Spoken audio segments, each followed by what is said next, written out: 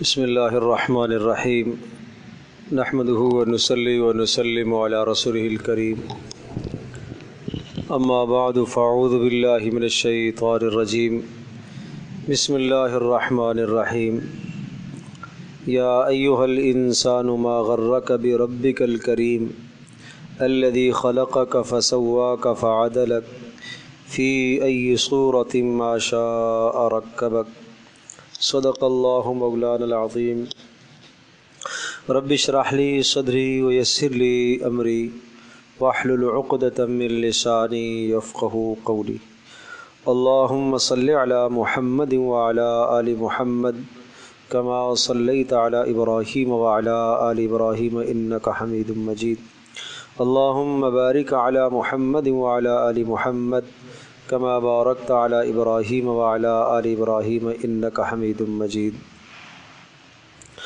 اللہ تبارک و تعالیٰ کی بے شمار صفات ہیں۔ اللہ کے صفاتی نام علماء نے کوئی 4000 سے زیادہ اللہ کے صفاتی نام ذکر فرمائے۔ ایک حدیث میں رسول اللہ صلی اللہ تعالیٰ علیہ وسلم نے ایک دعا پڑھی ہے، بڑی عجیب دعا ہے، بڑی عجیب دعا ہے۔ اللہم انی عبدک، اے اللہ میں تیرا بندہ ہوں، وابن عبدک، اے اللہ میں تیرے بندے کا بیٹا ہوں، وابن امتک، اے اللہ میں تیری بندی کا بیٹا ہوں، ماضٍ فی حکمک عدل فی قضاؤک، اے اللہ تیرے فیصلے جو میرے بارے میں ہیں وہ برحق ہیں، تو نے جس حال میں مجھے رکھا وہ تیرا فیصلہ برحق ہے۔ اب اگلے کلمات سنیں۔ اللہم انی اسألک بکل اسم ہوا لک سمیت بہ نفسک، اے اللہ میں تجھ سے ان تمام ناموں کے واسطے سے سوال کرتا ہوں جو نام آپ نے اپنے لیے رکھے، او انزلتہ فی کتابک، اے اللہ ان تمام ناموں کا واسطہ دیتا ہوں جو آپ نے اپنی کتابوں میں نازل فرمائے، او علمتہ احدا من خلقک، اے اللہ ان تمام ناموں کا واسطہ دے کر سوال کرتا ہوں جو آپ نے اپنے کسی بندے کو سکھائے، مخلوق میں سے کسی کو سکھائے، انسانوں کو، جنات کو، ملائکہ کو، اور او استأثرت بھی فی علم الغیب عندک، اے اللہ ان تمام ناموں کا واسطہ جو نام تو نے اپنے پاس چھپائے ہوئے ہیں جن کا تو نے اظہار نہیں کیا، اور ان کا اظہار کب ہوگا؟ قیامت میں۔ جیسا کہ رسول اللہ صلی اللہ علیہ وسلم نے فرمایا کہ میدان محشر میں میں اللہ کے دربار میں سجدے میں پڑ جاؤں گا اور اللہ کی حمد و ثنا ان کلمات کے ساتھ کروں گا کہ جو ابھی مجھے نہیں آتے اسی وقت اللہ مجھے بتائے گا۔ تو پتہ یہ چلا کہ کچھ اللہ کے نام ایسے بھی ہیں جو اللہ نے کسی کو ابھی تک نہیں بتائے، صفاتی نام۔ تو یہ ساری دعا جو ہے، اس کے بعد اگلے لفظ سمجھیے گا، یعنی رسول اللہ نے یہ دعا مانگی، اے اللہ تجھے سارے ان ناموں کا واسطہ جو تو نے اپنے لیے رکھے، ان سارے ناموں کا واسطہ جو تو نے کسی کتاب میں اتارے، ان سارے ناموں کا واسطہ جو آپ نے کسی بھی مخلوق کو سکھائے، ان سارے ناموں کا واسطہ جو تو نے غیب میں چھپائے ہوئے ہیں۔ کیا مانگنا چاہ رہے ہیں؟ مانگا کیا ہے وہ سنو۔ رسول اللہ نے مانگا کیا ہے؟ اتنے سارے واسطے دے کر ہم اور آپ کیا مانگیں گے؟ اے اللہ میری بیماری ٹھیک کر دے، اے اللہ میرا کاروبار اچھا ہو جائے، اے اللہ میرے بچے اچھے ہو جائیں۔ منع نہیں ہے، یہ بھی مانگو، لیکن رسول اللہ نے کیا مانگا وہ دیکھو۔ یہ سارے واسطے دے کر کہا ان تجعل القرآن ربیع قلبی، اے اللہ ان سارے ناموں کا واسطہ دے کر میں یہ مانگتا ہوں، اے اللہ اس قرآن کو میرے دل کی بہار بنا دے، اس قرآن کو میرے دل کی بہار بنا دے۔ ان تجعل القرآن ربیع قلبی، اے اللہ اس قرآن کو میرے دل کی بہار بنا۔ اور وہ نور بصری، اے اللہ میری آنکھوں کا نور اسے بنا دے، وجلاء احزانی، اے اللہ میرے جو غم ہیں، پریشانیاں ہیں، اے اللہ ان پریشانیوں کو دور کرنے کا اس کو ذریعہ بنا دے، اے اللہ جن مشکلات میں گھرا ہوا ہوں ان مشکلات سے نکلنے کا راستہ اس کو بنا دے۔ اللہ اکبر۔ پہلا لفظ کیا ہے؟ اے اللہ ان تجعل القرآن ربیع قلبی، اے اللہ قرآن کو میرے دل کی بہار بنا۔ تو بہار، جب موسم بہار ہوتا ہے تو موسم بہار میں کیا ہوتا ہے؟ ہر طرف سبزہ ہی سبزہ، ہر طرف پھول ہی پھول، اور کیاریاں ہی کیاریاں، پھول کھلے ہوئے اور خوشبو آ رہی ہے، اور سبزہ زار ہو، اس میں بیٹھنے کو آدمی کو جی چاہتا ہے، اور وہاں بیٹھ کر انسان کے طبیعت کو فرحت محسوس ہوتی ہے، خوشی محسوس ہوتی ہے، سکون آدمی کو ملتا ہے۔ اے اللہ اسی طرح سے جیسے موسم بہار سے انسان لطف اندوز ہوتا ہے، اے اللہ مجھے اسی طرح سے قرآن سے لطف اندوز ہونے کی توفیق عطا فرما۔ یہ ہے دعا اللہ کے نبی کی۔ تو پتہ یہ چلا کہ جس طرح سے موسم بہار انسان کے جسم کو فرحت دیتا ہے، اسی طرح سے قرآن مجید انسان کی روح کو فرحت دیتا ہے، انسان کی روح کو تازگی بخشتا ہے۔ اس لیے اللہ سے یہ مانگا کرو کہ اللہ اس قرآن کو میرے دل کی بہار بنا، سمجھنے کی بھی کوشش کرو، اس قرآن کو میرے دل کی بہار بنا، اور اللہ اس قرآن کو میری آنکھوں کا نور بنا۔ تو نور کا مطلب کیا ہوتا ہے؟ روشنی۔ اور روشنی کا مطلب جیسا ایک آدمی اندھیرے میں چل رہا ہے تو گھڑے میں گر سکتا ہے، لیکن اگر اس کے پاس روشنی ہے، چراغ موجود ہے، ٹارچ موجود ہے، لائٹ موجود ہے، تو مطلب یہ ہوا کہ وہ گھڑے میں نہیں گرے گا، مشکل سے بچ سکتا ہے۔ اے اللہ اسی طرح سے قرآن کو میری آنکھوں کا نور بنا کہ ہر گمراہی کے گھڑے سے میں بچ سکوں، ہر ضلالت سے میں بچ سکوں، ہر برے راستے سے میں بچ سکوں، اور ہر نیک راستے پر میں آ سکوں۔ تو اس لیے بھائی اللہ کا کلام جو آپ نے از اول تا آخر سنا ہے اور سنایا گیا، پڑھا ہے، اور آپ نے نماز تراویح میں سنا ہے، اس کا یہ حق ہے کہ اس اللہ کے کلام کو سمجھو۔ جو آیات حضرت قاری صاحب نے تلاوت کی میں نے بھی انہی کو پڑھا ہے، اور ان آیات مقدسہ کے اندر اللہ پاک نے ایک انسان سے گلہ اور شکوہ فرمایا، اور وہ گلہ اور شکوہ بھی لفظ رب سے کہہ کر فرمایا، یا ایہا الانسان، اے انسان، مسلمان، کافر، یہودی، نصرانی، دیہاتی، شہری، مالدار، غریب، فقیر، سب کو اللہ نے سب کو خطاب فرمایا۔ کیا کہا؟ ما غرک بربک الکریم، تجھے کرم کرنے والے رب سے کس نے غافل کر دیا؟ اللہ اکبر۔ ما غرک بربک الکریم، جیسے کوئی ماں اپنے بیٹے سے کہتی ہے، ارے بیٹا مجھ سے تجھے کس نے دور کیا؟ کس کی باتوں میں آ کر تو مجھ سے دور ہو گیا؟ باپ کہے، ارے بیٹا کس کی باتوں میں آ کر، کس کے دھوکے میں آ کر، کس کے فراڈ میں آ کر تو مجھ سے کٹ گیا؟ اللہ ایسا گلہ کر رہا ہے، ما غرک بربک الکریم، تیرے کرم کرنے والے رب سے تجھے کس نے دور کیا؟ اور یہاں لفظ رب اور لفظ کریم، اللہ اکبر۔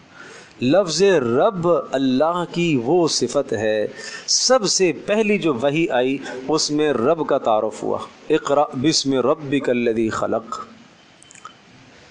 سب سے پہلی سورت قرآن کے شروع میں الحمدللہ رب العالمین، رب کی بات آئی۔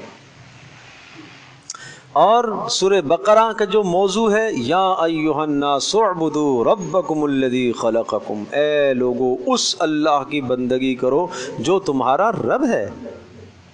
آخری سورت قل اعوذ برب الناس، اس سے پہلے قل اعوذ برب الفلق، اتنا رب کو دہرایا، اتنا رب کو دہرایا، آغاز بھی رب سے، اختتام بھی رب سے، سب سے پہلی وحی بھی اسی پر، اور شروع کی جتنی بھی وحی اترتی گئی ہے، یا ایھا المزمل قم اللیل الا قلیلا نصفہ او انقص منہ قلیلا، یہ اقرأ بسم ربک الذی خلق کے بعد یہ وحی آئی، اس میں بھی رب کی بات آئی، رب المشرق والمغرب لا الہ الا ہوا فاتخذہ وکیلا۔ پھر مدثر آئی، یا ایھا المدثر قم فانذر وربک فکبر، وہاں پر بھی رب کی بات آئی۔ نون والقلم آئی، نون والقلم وما یسطرون، آگے ما انت بنعمت ربک بمجنون، وہاں پر بھی رب ہی کی بات آئی۔ تو سب سے پہلا انسان کو جو تعارف پیش کیا گیا اللہ کا، وہ لفظ رب کے ذریعے سے تعارف پیش کیا گیا۔ کیوں؟ رب کا مطلب کیا ہوتا ہے؟ رب کا مطلب یہ ہے کہ ابتدا سے، پیدائش سے بھی نہیں، اس سے پیچھے چلے جائیے، انسان کے پیدا ہونے کے اسباب، ماں باپ کی خوراکیں، کھانے پینے کی چیزیں، اور ان تمام سے انسان کو تقویت ملتی ہے، آدمی جوان ہوتا ہے، پھر ازدواجی زندگی سے منسلک ہوتا ہے، پھر جناب دنیا میں آنے کے اسباب پیدا ہوتے ہیں۔ معنی یہ ہوا کہ تمہیں دنیا کے اندر وجود بخشا اللہ نے، جو تمہارا رب ہے، اسی رب نے تمہارے دنیا میں آنے کے اسباب پیدا کیے، اسی رب نے تمہارے ماں باپ کو بنایا، اسی رب نے تمہارے آباء و اجداد کو بنایا۔ اس لیے سورہ بقرہ کا جو موضوع ہے، یا ایھا الناس اعبدوا ربکم الذی خلقکم، جس نے تمہیں بھی بنایا اور تمہارے آباء و اجداد کو بھی بنایا، سب کے سب دنیا میں آنے کا جو سبب ہے وہ اللہ کی صفت رب، وہ کار فرما ہوئی تو انسان بنا، اس لیے لفظ رب کو ذکر فرمایا۔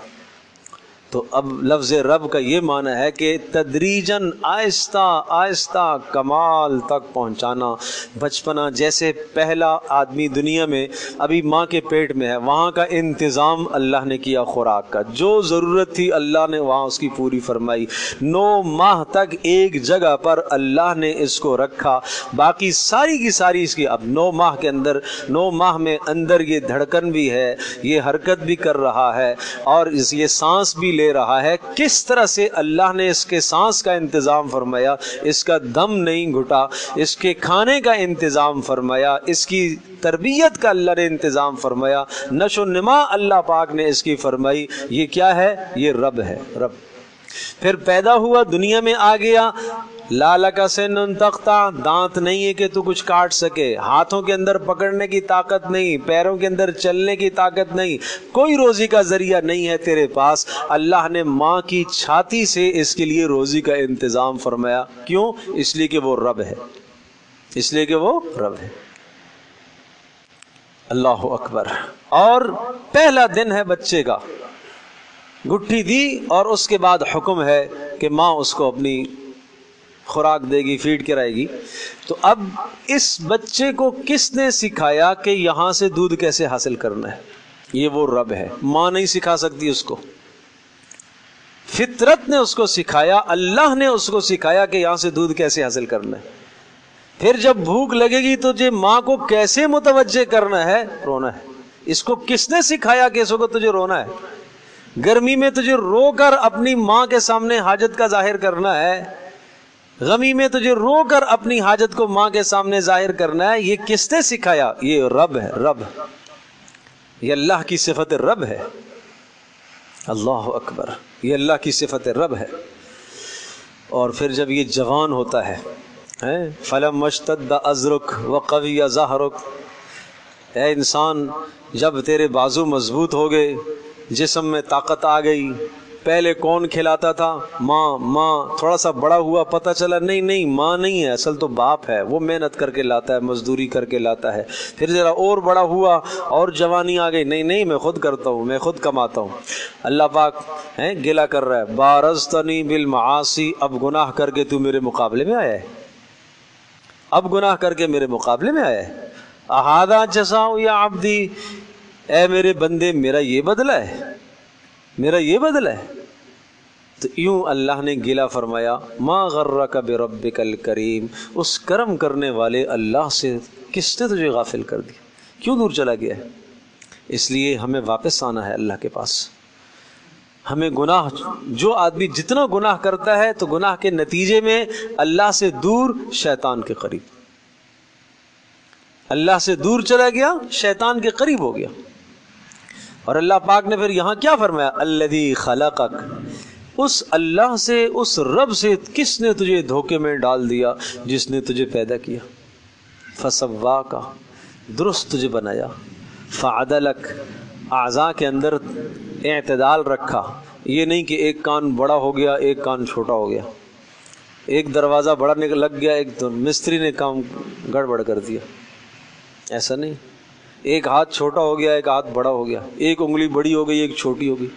رب کا جو تناسب ہے، یصورکم فی الارحام کیف یشاء، وہ ارحام کے اندر، رحم کے اندر وہ صورتیں اور شکلیں بناتا ہے. لا یضل ربی ولا ینسیٰ، وہ بھولتا بھی نہیں ہے وہ بھٹکتا بھی نہیں. اس کو غلطی نہیں لگتی. وہ غلطی نہیں لگتی کہ کسی ایک انسان کا ہاتھ نہیں، یہاں اس نے کسی حیوان کا ہاتھ لگا دیا، نہیں، ایک انسان کے کان کے بجائے کسی اور کا کان آ گیا، اس کو غلطی نہیں لگتی. اللہ اکبر. تو اس رب سے کس نے تمہیں غافل کیا؟ تو اس لیے میرے عزیز دوستوں، بزرگوں اور ماں اور بہنوں، یہ مبارک رمضان آتا ہے مہینہ اس لیے کہ اس رب سے جو انسان غافل ہو چکا، دور چلا گیا، واپس اللہ کے پاس جڑ جائے، اپنے اللہ سے اپنا تعلق قائم کر لے. اور اس تعلق کو قائم کرنے کا ذریعہ قرآن ہے، اس تعلق کو قائم کرنے کا ذریعہ روزہ ہے، صبح سحر کی دعائیں ہیں، افطار کے وقت کی دعائیں ہیں. ان اعمال کے ذریعے سے اس انسان کا اللہ سے تعلق قائم ہوگا. تو قرآن مقدس وہ عظیم ترین کلام ہے کہ جب انسان اللہ سے بات کرنا چاہتا ہے تو کھول کر تلاوت کرے، اللہ سے بات کر رہا ہے.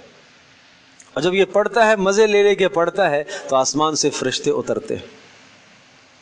ایک حدیث میں آتا ہے کہ ایک شخص نے کہا، اللہ کے رسول، رات کو میں قرآن پڑھ رہا تھا، نماز میں کھڑے ہو گئے اور میرے برابر میں میرا گھوڑا بندھا ہوا تھا اور میرا بچہ بھی سو رہا تھا. اچانک میں نے دیکھا کہ آسمان کی طرف سے کچھ ایک بادل سا آیا اور اس میں روشنیاں تھیں، اور ان روشنیوں کو دیکھ کر میرا گھوڑا بھدکنے لگا اور دائیں بائیں مضطرب ہونے لگا. تو مجھے ڈر لگا کہ کہیں رسی توڑ کر میرے بچے کو نہ کچل دے، اس لیے میں نے نماز مختصر کر دی. رسول اللہ صلی اللہ علیہ وسلم نے ارشاد فرمایا، وہ آسمان سے فرشتے اترے تھے تیرا قرآن سننے کے لیے. اگر تو صبح تک پڑھتا رہتا نا تو لوگ دیکھتے، نظارہ کرتے لوگ. ایسا اللہ کا کلام، اس لیے اس کو پڑھو بھائی. ہے جتنے دنوں نے آپ نے سنا تراویح ختم نہیں ہوئی ہے، اس سے تعلق نہ توڑو، اس سے ہمیشہ کا تعلق رکھو. یہ وفادار کلام ہے، یہ دنیا میں بھی وفاداری کرے گا، قبر میں بھی وفاداری کرے گا، حشر میں بھی وفاداری کرے گا. اللہ سے جھگڑے گا، اے اللہ میرے اس پڑھنے والے کی بخشش فرما. ایک ایک صورت جھگڑے گی، یا اللہ یا تو مجھے اپنے کلام سے نکال یا میرے پڑھنے والے کی بخشش فرما. اللہ اس کی بات سنے گا. اور جس شخص کے خلاف اس نے گواہی دے دی، قرآن نے، اس کی تباہی ہو جائے گی. اس لیے فرمایا، القرآن حجت لک او علیک، یا تو آپ کے حق میں گواہ ہوگا یا آپ کے خلاف گواہ ہوگا. تو بھائی اس کو اپنے حق میں گواہ بنانے کی کوشش کریں. جو باقی ایام رہ گئے ہیں ان کو بھی قیمتی بنائیں. میں تو یہ کہوں گا کیا ہی اچھی بات ہو، ایک اور شروع کر دے، دور پھر سے شروع کر دے. اللہ اکبر. کہیں گے ہم نے جلدی جلدی اس لیے ختم کیا تاکہ آخری عشرے میں ہم مزے سے جناب بازار میں کچھ شاپنگ کرنی ہے، کچھ خریدنا ہے، فلاں ہے. نہیں بھائی، تو اس میں تو اور کریں، سمجھے نا. تو میں ہمارے ہاں 29 کو ہم اس لیے ختم کرتے ہیں کہ آخر تک تاکہ جمی رہے تراویح، تاکہ مجمع جمع رہے، لوگ نماز پڑھتے رہے. 27 کو ختم کر دیا. حافظ صاحبان، اچھا میں وہ ساری مشقت اپنے اوپر لے لیتا ہوں، ٹھیک ہے بھائی، مجھے بھی جی چاہتا ہے کہ یار میں بھی جلدی ختم کر جاؤں تو حافظوں کی طرح میں بھی مزے کروں. کبھی ادھر پڑھی، کبھی ادھر کڑی، کبھی ادھر شرارت کی، ادھر شرارت کی، کون کیسا پڑھ رہا ہے. دل تو ہمیں بھی چاہتا ہے، لیکن نہیں، ہم اپنے آپ کو مشقت میں ڈال دیتے ہیں. ٹھیک ہے بھائی، لیکن مجمع تاکہ آخر تک قرآن سنتا رہے، مجمع کا قرآن سے تعلق رہے. جہاں آپ دیکھیں جس مسجد میں 27 کو، 26 کو، 23 کو، 24 کو ختم ہو جاتا ہے، اس کے بعد آپ تراویحوں میں تعداد دیکھیے گا لوگوں کی کیا ہوتی ہے، وہ تسلسل ٹوٹ جاتا ہے. پھر سے شروع کر دینا چاہیے. اور یہ عمل بھی ہے۔ تو اس لیے درخواست ہے کہ اپنا ربط قرآن سے اور بڑھائیں، آنے والے ایام اور آنے والی راتوں میں اور اپنا تعلق قرآن کے ساتھ بڑھائیں۔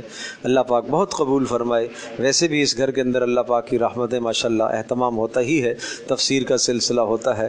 آپ جو احباب باہر سے تشریف لائے ہوئے ہیں، مائیں بہنیں آئی ہوئی ہیں، سب سے میری درخواست ہے کہ اتوار کو یہاں تفسیر کا سلسلہ ہوتا ہے، سمجھنے کی کوشش کریں، اللہ کا کلام سمجھنے کی کوشش کریں۔ ہفتے میں ایک دن اگر 1.5 گھنٹہ ہم نے قرآن سمجھنے کے لیے دے دیا اور ہماری زندگی اگر اس سے بدل گئی نا، تو یہ ہماری نجات کا بہت بڑا ذریعہ ہے۔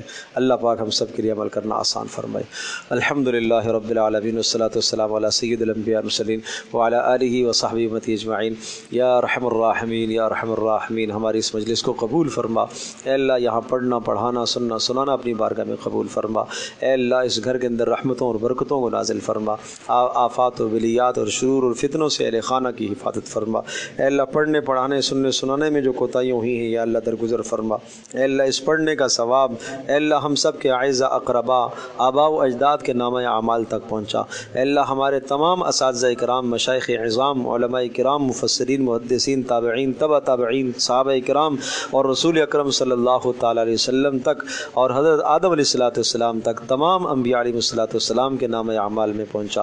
اے اللہ اس قرآن کی برکت سے سب کے درجات کو بلند فرما، ہماری اس مجلس کی برکت سے سب کے درجات کو بلند فرما۔ اے اللہ ہمیں دین پر استقامت عطا فرما، ایمان پر استقامت عطا فرما۔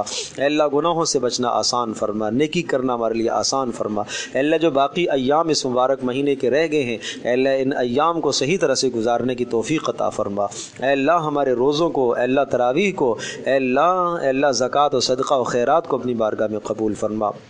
اے اللہ جو بیمار ہیں شفا عطا فرما۔ اے اللہ حاجت مندوں کی حاجات کو اے اللہ پورا فرما، مقروضوں کے قرضوں کو ادا فرما۔ اے اللہ اس قرآن مقدس کو ہمارے دلوں کی بہار بنا۔ اے اللہ اس کو ہمارے دلوں کی بہار بنا۔ اے اللہ اس کو ہماری آنکھوں کا نور بنا۔ اے اللہ اس کو ہمارے دلوں کا سرور بنا۔ اے اللہ اس کو ہمارے دلوں کا سرور بنا۔ اے اللہ غموں کے ذریعے زائل ہونے کا ذریعہ بنا۔ اے اللہ غموں کو دور ہونے کا اے اللہ ذریعہ اور ازالہ بنا۔ اے ارحم الراحمین، اے اللہ اس قرآن کو ہمارے دلوں کی شفا بنا۔ اے اللہ اس کو ہدایت بنا ہمارے لیے۔ اے اللہ اس کو ہمارے لیے رحمت بنا۔ اے اللہ اس سے فیضیاب ہونے کی ہم سب کو توفیق عطا فرما، بزرگوں کو، دوستوں کو، ماؤں بہنوں کو، سب کو فیضیاب ہونے کی توفیق عطا فرما۔ اے اللہ ہماری اس مجلس کو قبول فرما۔ اے اللہ جن کے دلوں میں حاجات ہیں اپنے فضل سے اللہ ان کی حاجات کو پورا فرما۔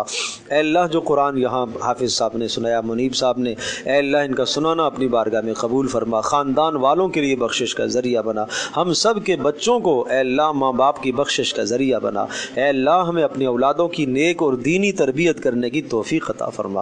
اے اللہ ہماری مجلس کو قبول فرما۔ اے اللہ جو مانگا وہ بھی عطا فرما، جو نہ مانگ سکے جو ہمارے حق میں خیر بہتر ہے وہ بھی ہمیں عطا فرما۔ اے اللہ ہماری دعاؤں کو قبول فرما۔ وصلی اللہ تعالی علی خیر خلقہ محمد وعلی آلہ اجمعین برحمتک یا ارحم الراحمین۔